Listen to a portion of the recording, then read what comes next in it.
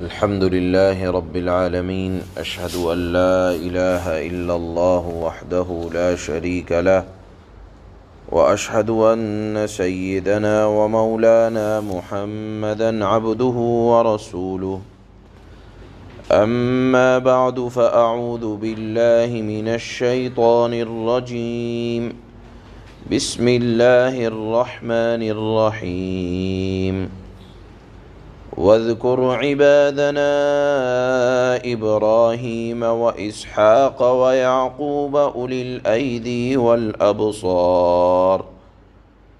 إنا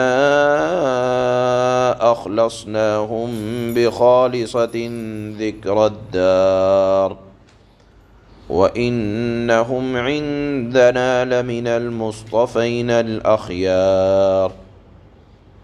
واذكر إسماعيل واليسع وذا الكفل وكل من الأخيار هذا ذكر وإن للمتقين لحسن مآب جنات عدن مفتحة لهم الأبواب متكئين فيها يدعون فيها بفاكهة كثيرة وشراب وعندهم قاصرات الطرف أتراب هذا ما توعدون ليوم الحساب إن هذا لرزقنا ما له من نفاد صدق اللہ مولانا العلی العظیم۔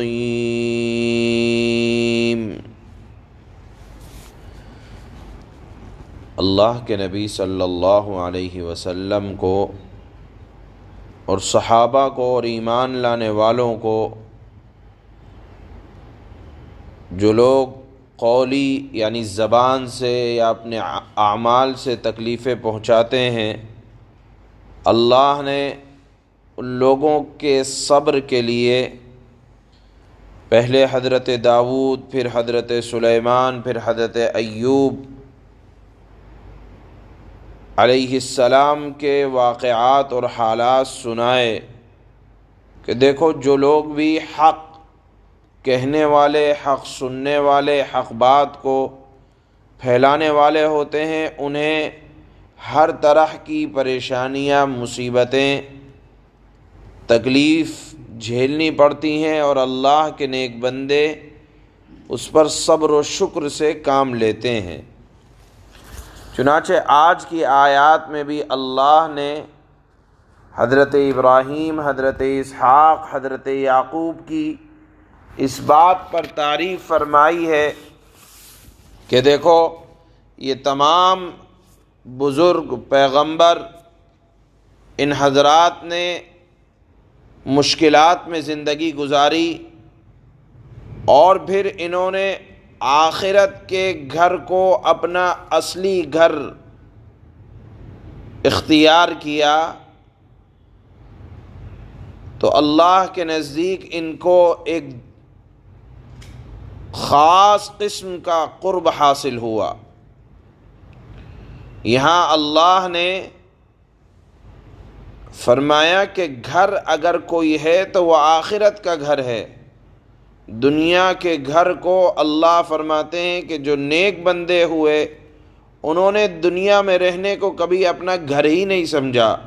بلکہ یہ تو قیام گاہ ہے۔ آدمی تھوڑی دیر کے لیے، چند سالوں کے لیے دنیا میں رہتا ہے۔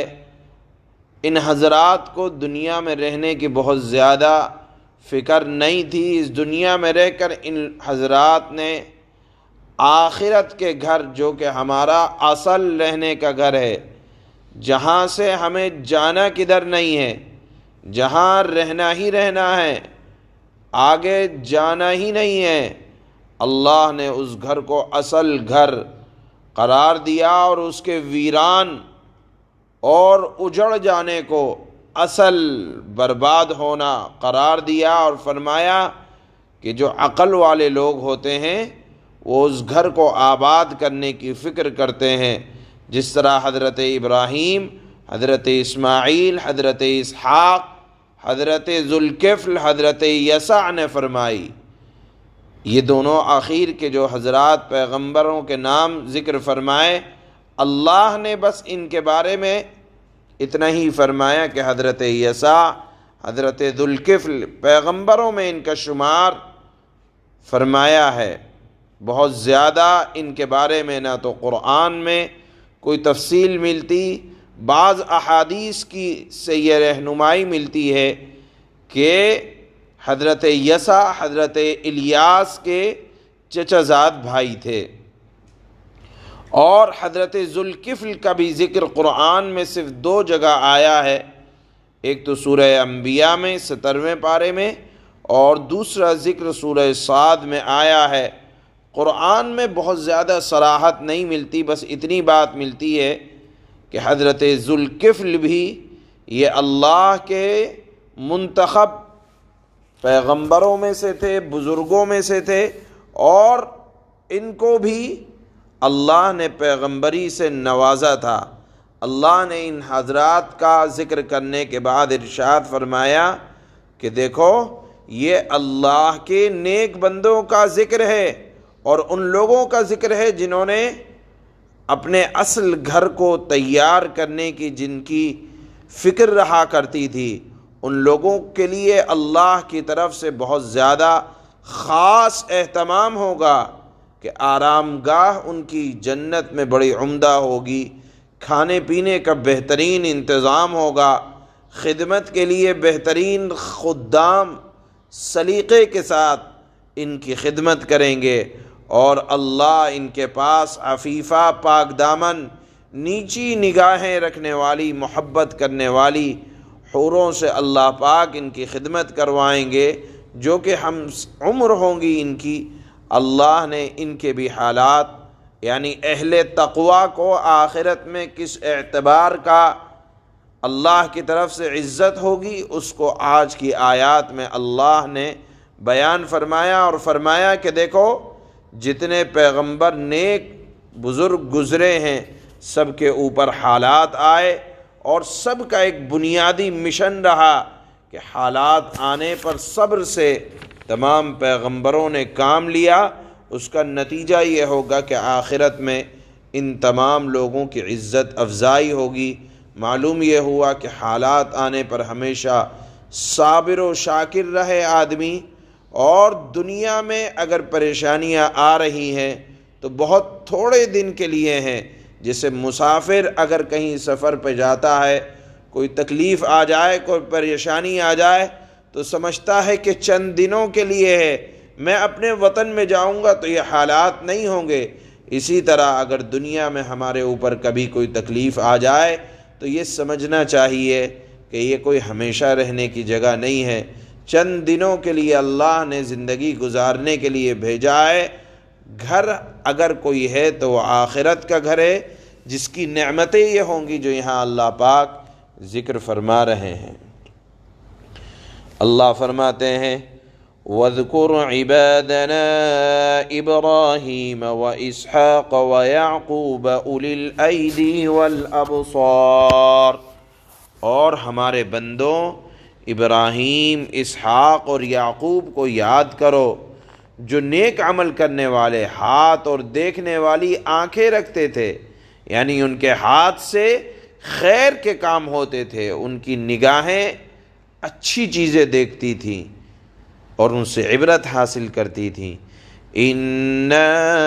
أَخْلَصْنَاهُمْ بِخَالِصَةٍ ذِكْرَ الدَّارِ، ہم نے انہیں خاص کام کے لیے چن لیا تھا۔ وہ خاص کام کیا تھا کہ وہ آخرت کے حقیقی گھر کی یاد تھی۔ وَإِنَّهُمْ عِندَنَا لَمِنَ الْمُصْطَفَيْنَ الْأَخْيَارِ، اور حقیقت یہ ہے کہ یہ ہمارے نزدیک چنے ہوئے بہترین لوگوں میں سے تھے۔ وَاذْكُرْ إِسْمَاعِيلَ وَالْيَسَعَ وَذَا الْكِفْلِ وَكُلٌّ مِّنَ الْأَخْيَارِ، اسماعیل، یسع، ذوالکفل کو یاد کرو، یہ سب بہترین لوگوں میں سے تھے۔ ھذا ذکر وَإِنَّ لِلْمُتَّقِينَ لَحُسْنَ مَآب، یہ سب کچھ ایک نصیحت کا پیغام ہے۔ یقین جانو کہ جو لوگ تقوی اختیار کرتے ہیں آخری ٹھکانے کی بہتری انہی کے حصے میں آئے گی۔ جنات عدن مفتحۃ لہم الابواب، یعنی ہمیشہ بسے رہنے کے لیے جنتیں جن کے دروازے ان کے لیے پوری طرح کھلے ہوں گے۔ متکئین فیہا یدعون فیہا بفاکہۃ کثیرۃ وشراب، جہاں وہ تکیہ لگائے ہوئے ہوں گے بہت سے میوے اور مشروبات منگوا رہے ہوں گے۔ وعندہم قاصرات الطرف اتراب، اور ان کے پاس وہ ہم عمر خواتین ہوں گی جن کی نگاہیں اپنے شوہروں پر صرف لگی ہوئی ہوں گی۔ ھذا ما توعدون لیوم الحساب، یہ ہیں وہ نعمتوں سے بھرپور زندگی جس کا تم سے قیامت کے دن، حساب والے دن میں وعدہ کیا گیا ہے۔ ان ھذا لرزقنا ما له من نفاد، بے شک یہ ہماری عطا ہے جو کبھی ختم ہونے والی نہیں ہے، جو نیک بندوں کے لیے اللہ نے عطا اور بخشش تیار کر رکھی ہے۔ سبحان اللہ۔